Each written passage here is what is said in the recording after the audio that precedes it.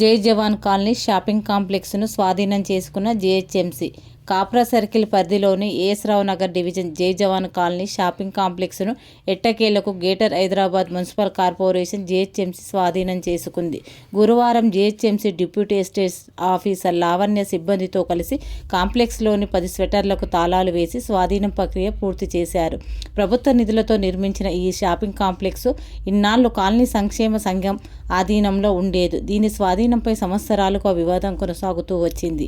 సమాచార హక్కు సాధన సమితి మేడ్చల్ మల్కాజ్గిరి జిల్లా కన్వీనర్ తాడూరి గగన్ కుమార్ మాట్లాడుతూ, దాదాపు 12 ఏళ్లుగా సాగిన ఈ మా పోరాటానికి ఇది ఫలితం.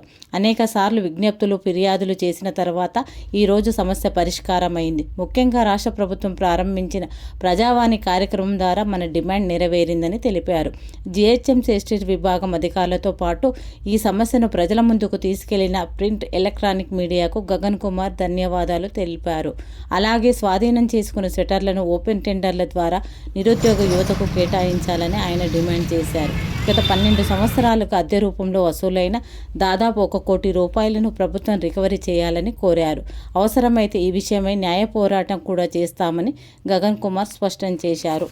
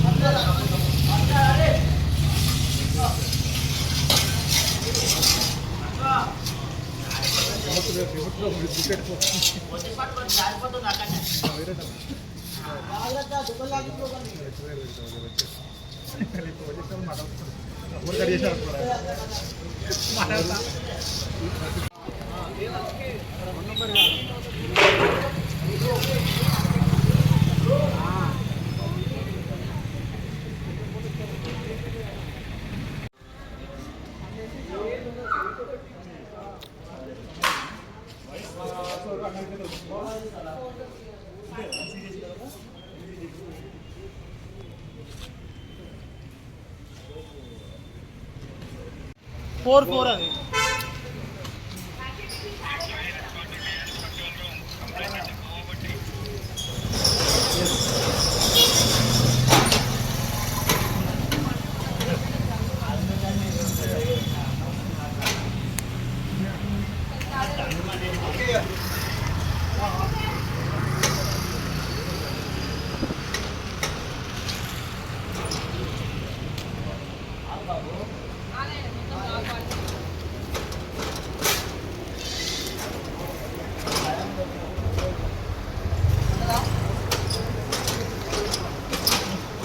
పడ్డే అంతే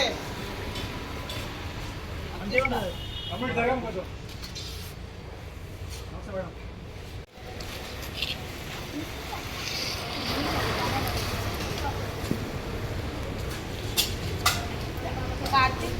వీడియో తీస్తున్నా వీడియో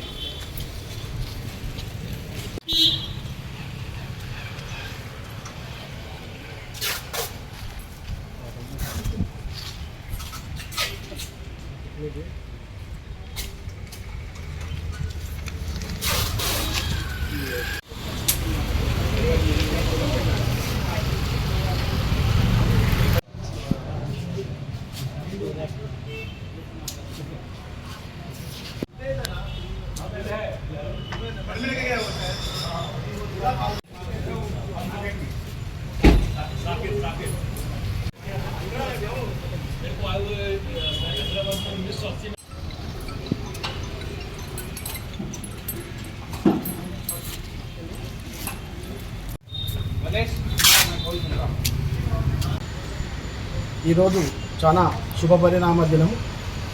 ఇందుకు గల కారణం ఏమిటంటే, గత 12 సంవత్సరాలుగా కాప్రా మండల పరిధిలో ఉన్నటువంటి జై జవాన్ కాలనీలో ఉన్న షటర్లు పై చేస్తున్న పోరాటం ఇవాళ విజయం సాధించినట్టుగా భావిస్తున్నాను. దీనికి గల ముఖ్య కారణం ఏమిటంటే ఆనాడు 2014లో ఈ షటర్ల ముందు ఉన్న జిహెచ్ఎంసీ బోర్డు చూసి ఈ షటర్లు ఎవరికి చెందినవి ఏంది అని ఆ రోజు 2014-15లో మొదటి ఆర్టీఐ వేయడం జరిగింది.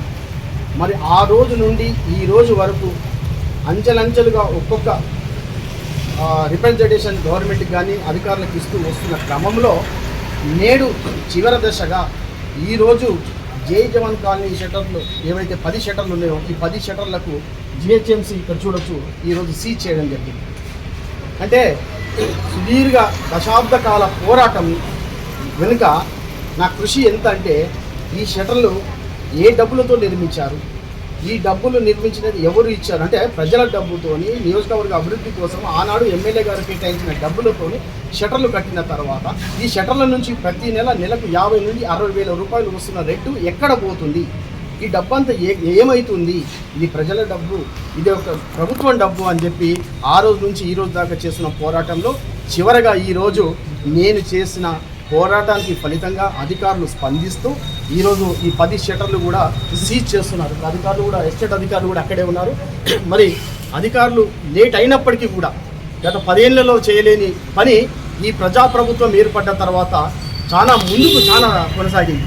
అంటే ప్రజాప్రభుత్వం నిదర్శనంగా నేను చెప్పగలుగుతా. ఈ ప్రజాప్రభుత్వం గత ప్రభుత్వంలో 10 ఏళ్లలో ఎక్కడ కూడా ఈ షటర్ల ఊసు ఎత్తనీయలేదు. కానీ ప్రతి చోట కూడా దీన్ని ఏ విధంగా దీన్ని మనం కంప్లైంట్ చేయడం ఏ విధంగా చేయడం అనేది చేసుకుంటూ వస్తే 2017లోనే దీనికి 2017లో లీగల్ ఒపీనియన్ వచ్చింది. లీగల్ ఒపీనియన్ కూడా has soon as possible hand over the position అని చెప్పి స్టాండింగ్ కౌన్సిల్ అడ్వకేట్ గారు రిపోర్ట్ ఇచ్చినప్పటికీ కూడా అప్పుడున్న అధికారులు అప్పుడున్న ప్రభుత్వంలో ఉన్న అధికారులు కూడా పనిచేయలేదు. కానీ నేడు కాంగ్రెస్ గవర్నమెంట్ ప్రజాప్రభుత్వం ఏర్పడ్డ తర్వాత చాలా ముఖ్యంగా ప్రజలకు ఉపయోగపడే పని చేస్తున్నారు. నిజంగా ప్రభుత్వానికి అందులో పనిచేస్తున్న ఇప్పుడున్న అధికారులకు మాత్రం ప్రత్యేక ధన్యవాదాలు తెలియజేస్తూ మరి వెంటనే ఈ ఏవైతే సీజ్ అయిన 10 షటర్లు ఉన్నాయో దీని జిహెచ్ఎంసీ రూల్స్ ప్రకారంగా ఒక టెండర్తో వేసి ఒక యాక్షన్ పద్ధతిలో మరి అర్హులైన వారికి కేటాయించాలి. ఇక్కడి నుంచి వచ్చే ప్రతి రెంట్ రూపంలో ఏదైతే వస్తుందో ఈ ప్రతి అమౌంట్ కూడా జిహెచ్ఎంసీకి చెందాలి, గవర్నమెంట్కి చెందాలనే ఈ 12 ఏళ్ల పోరాటానికి నేను శ్రీకారం చుట్టడం జరిగింది. మొత్తానికి ఏదేమైనా సరే ఈరోజు అధికారులు స్పందిస్తూ ఈ 10 షటర్లకు సీజ్ చేయడం చాలా సంతోషకరమైన విషయం. వెంబడే అధికారులు ఇప్పటికైనా నిర్లక్ష్యం చేయకుండా ఈ 10 షటర్లు యాక్షన్ పెట్టాలి. అదేవిధంగా మరొక ముఖ్యమైన విషయం ఏమిటంటే ఈ 10-12 ఏళ్ళ నుంచి వచ్చిన రికవరీ అమౌంట్ కూడా చేయాలి. రికవరీ కాని అమౌంట్ ఎందుకంటే 12 ఏళ్ళ నుంచి నెలకు 60,000 చొప్పున అంటే దాదాపు ₹1,00,00,000 ఆదాయము ఎవరి జోబులోకి వెళ్ళింది. ఈ డబ్బు మొత్తం కూడా ప్రజల డబ్బు ఇది. ఈ డబ్బు కూడా ఖచ్చితంగా జిహెచ్ఎంసీ రికవరీ పద్ధతి కూడా తొందరగా మొదలు పెట్టాలి. ఆల్రెడీ సమాచారపు చట్టం ద్వారా మేము కమిషన్లో కూడా ఫైల్ చేసి ఉన్నాం. ఒకవేళ ఈ రికవరీకి చేయలేని పక్షంలో న్యాయ పోరాటానికి కూడా వెళ్తా. ఎందుకంటే ఇది ప్రజల డబ్బు, ప్రభుత్వం డబ్బు ఇది. సో కాబట్టి ఖచ్చితంగా ఈ డబ్బు రికవరీ అయ్యేదాకా కూడా నా పోరాటం ఇదే విధంగా కొనసాగుతూనే ఉంటుంది. కానీ అన్నిటికైనా ముఖ్యమైనది కూడా నా పోరాటం మరి ఇంత ముందుకు వెళ్ళడానికి కారణం ముఖ్యంగా ప్రింట్ మీడియా, ఎలక్ట్రానిక్ మీడియా. ఎందుకనంటే నా దగ్గర నా ఫైల్ ప్రతిదీ కూడా 2017లో మొదటి పేపర్ రూపంగా రాస్తే నేటి వరకు కూడా పేపర్లలో రావడము, వివిధ ఛానల్లో కూడా రావడం, అంటే దాంట్లో ప్రింట్ మీడియాకి మాత్రం నేను ఎప్పటికీ కూడా పదాభివందనం చేస్తా. అయ్యా మీరు ప్రింట్ మీడియా, ఎలక్ట్రానిక్ మీడియా తలుచుకుంటే ఏదైనా సాధ్యమే. మాలాంటి వాళ్ళకు ఇలా విన్నట్టు ఉండి ఏ ప్రజాప్రతినిధులు కానీ ఏ నాయకులు కానీ ఎవ్వరూ నా తోడు లేరు. నా తోడు ఉన్నది ఓన్లీ మీడియా. సో మీడియా మాత్రం చిత్తశుద్ధితోని ప్రజల కోసమే పనిచేస్తుంది. కాబట్టి మీరు నాకు విన్నట్టు ఇదే విధంగా ఉండండి. భవిష్యత్తులో ఇంక ఏ సమస్యలు ఉన్నా కూడా నేను పోరాటం చేయడానికి సిద్ధంగా ఉన్నాను. ఇప్పుడు తీసుకున్నటువంటి షటర్స్ కూడా తిరిగి నిరుద్యోగులకు ఇవ్వాలని అంటున్నారు కదా, ఈ నిరుద్యోగులు కూడా లోకల్ ఉన్న వాళ్ళక ఎవరికైనా కూడా ఇవ్వాలని ఉద్దేశించి నేనేమంటున్నానంటే నిరుద్యోగులకు కావచ్చు, లేకుంటే స్థానికంగా ఇక్కడున్న వాళ్ళకి కావచ్చు, మేమేమంటున్నామంటే నిన్న ఎవరైతే నడిపించారో అందరూ వాళ్ళు కూడా టెండర్ పాడుకొని తీసుకోవచ్చు. నేను అనేది ఏంటంటే ఇక్కడ ఉన్న వాళ్ళు మళ్ళీ మీరు తీసుకొని టెండర్లో మీరు వాడుకున్నా మాకు అభ్యంతరం లేదు. కానీ మీరు ఇచ్చే ప్రతి రూపాయి కూడా జిహెచ్ఎంసీకి పోవాలి. మీరు నా కాన్సెప్ట్ ఒకటి అర్థం చేసుకోండి.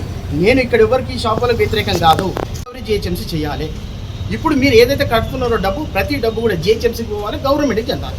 అది నా కోరిక. అండ్ రికవరీ కూడా చేయాలని నా డిమాండ్.